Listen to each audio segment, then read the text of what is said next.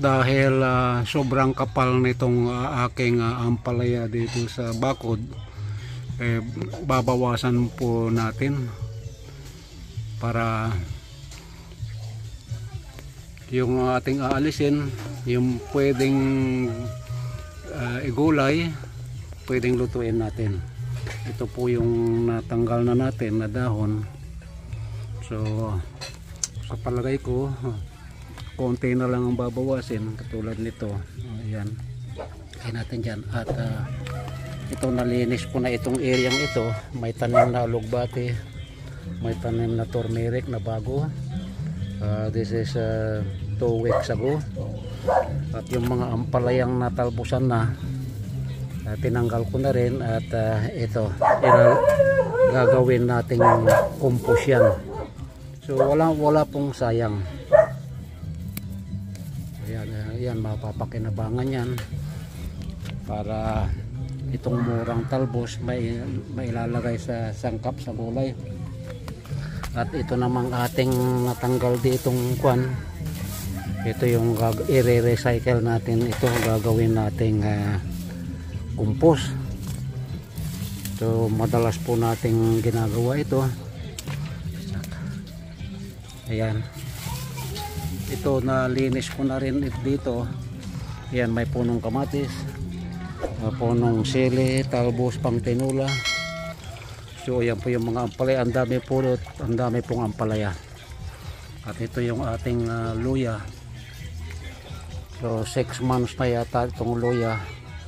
So another 6 months or 4 months, marami na tayong maaani na luya. Naibag ko na ito noong aking tinanim. At andito na tayo sa alugbati.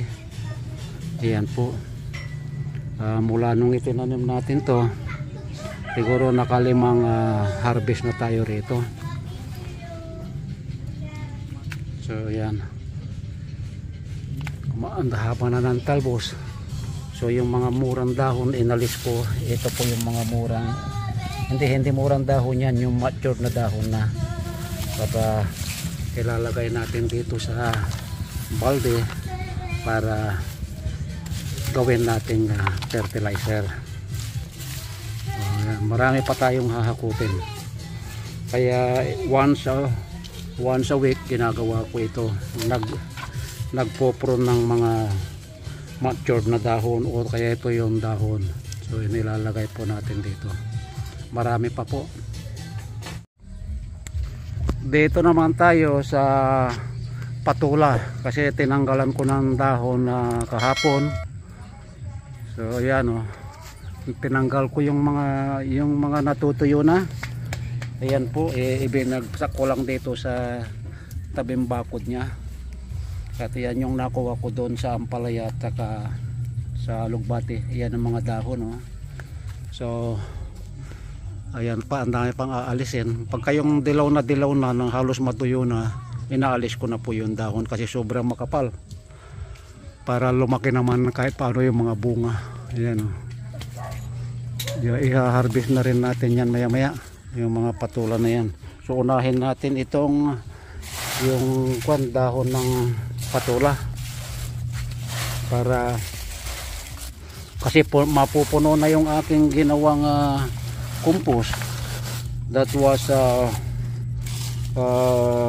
almost 2 months na mapupuno na yon. So yan, walang sayang. Kumbaga yung mga katulad nito, huwag pong susunugin ang mga ganito, mga dahon. Dito lang sa loob lang ng garden, ang dali akong natatanggal na dahon. At kung may makita tayong plastic, huwag isali yan sa paggagawing compost, kasi hindi natutunaw yan. At huwag din susunugin doon sa basurahan ng yung gagawing compost. Iwasan po na huwag sunugin ang mga plastic bottles, plastic bag, mga cellophane, huwag isasali sa paggawa ng compost. Kasi hindi maganda po sa halaman pagka gumawa tayo ng compost tapos sinusunog natin yung mga plastic bottle, plastic, basta any plastic na ilalagay sa ating compost pit, huwag isali para hindi makontaminate yung ating organic na black soil, yung ginawa nating compost. Okay, so tapusin na natin to at ibabaon na natin muli doon sa pinaglagyan para makagawa ng panibagong compost pit. At ito yung unang tinambakan natin. So tinabunan ko na yung dati a week ago, tapos itong nakuha natin ngayon. So itatambak ulit natin dito. Sinagano na, puno na. So yan. So ang gagawin natin, ikakalat natin ng konti at saka tatabunan natin. So mag-iiwan tayo ng daanan ng tubig dito kasi dito dumadaan ng tubig. So tapos po tatabunan natin para madaling mabulok. So ganun lang po. Ngayon itong itinatabon ko, ito actually ano pa yan, compost yan. Ngayon kahapon humukay ako ng dito 1 meter by 1 meter ang sukat niya, ang diameter niya, ang lapad. Tapos ang lalim mahigit 1 meter na, pero huhukayin pa rin natin yan para panibagong tambakan ng mga waste yard material. Ibig sabihin ng waste yard material, lahat ng mga katulad ng mga dahon ng mangga na andi dito, kung ano man yung mga dahon na nalalaglag sa paligid ng bahay, diyan po itatambak. Actually yung ano na yan, yung hukay na yan, dati ng basurahan yan. Diyan ako nagtatambak ng mga waste yard material nung andito ako sa Pilipinas, nung wala pa ako sa ibang bansa. So ang natatandaan ko, kasi almost 30 years ako in Canada, ngayon kahapon ko lang hinukay yan. At ang nakuha ko na dyan 7 wheelbarrow. At yan ay inilagay ko doon sa garden. Ayan po, 7 ganyan. So pang 8 na po yan, hindi pa puno. Yan ang gagawin natin pampataba sa lupa para hindi na bibili. Okay,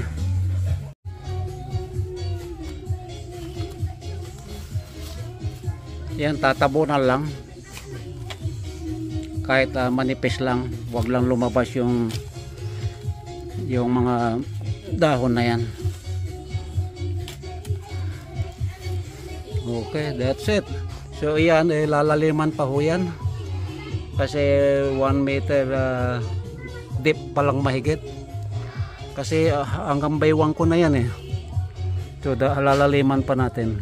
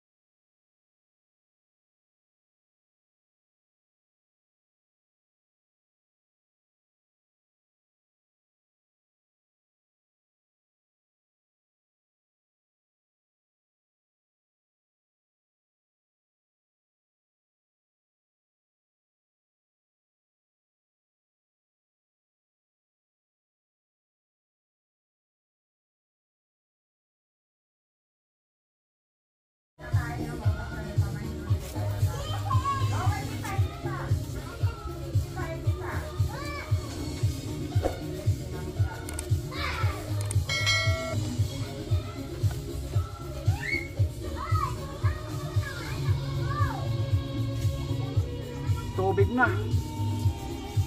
Ayan, tubig na ilalim. Kaya hanggang dito na lang.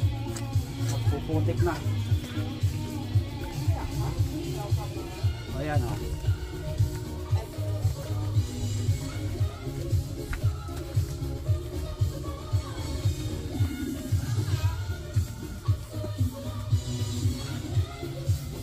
Ayan o.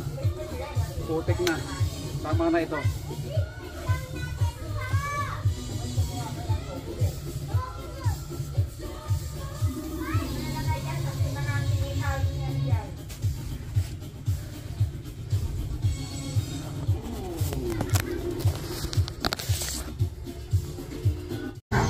Ayan o, yan yung nahukay ko sa ilalim.